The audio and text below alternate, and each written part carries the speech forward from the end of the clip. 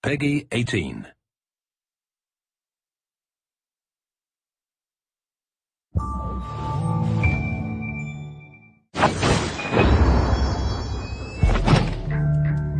So in addition to the story campaign, which is represented by Prologue, we have 4 additional game modes which make up what we call deniable ops. Those 4 modes are Hunter, Infiltration, Last Stand, and Face Off.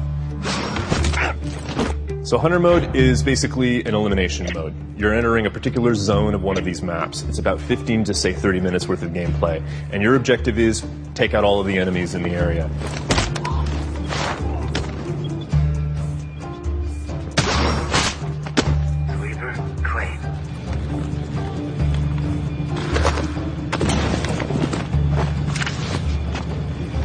If you slip up or if you get a little too noisy, maybe you're not as stealthy as you need to be, of course reinforcements will show up and that makes things a lot more difficult. Target spot! We also want to make sure that players have a chance to pit those skills against one another.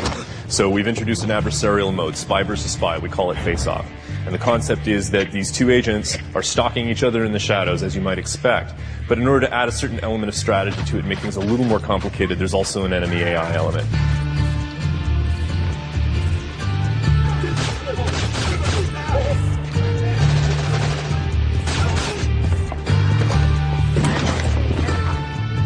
Last Stand is really something new for the Splinter Cell world. It's basically a survival mode. Our agent or agents are tasked with protecting an object of some value. In this case, it's an EMP warhead that's destructible. And the AI enemies that are coming into the world have really one core objective, and that is to take out that EMP warhead and destroy it, to damage it to the point where it's not repairable.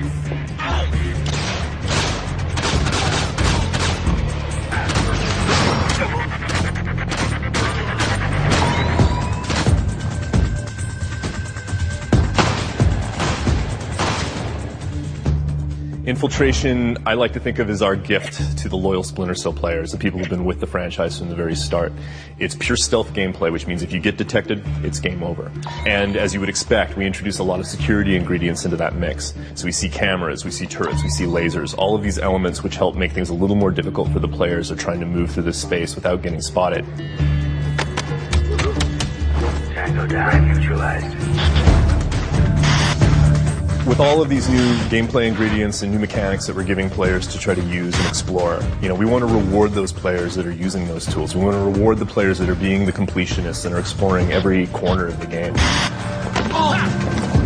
Yes.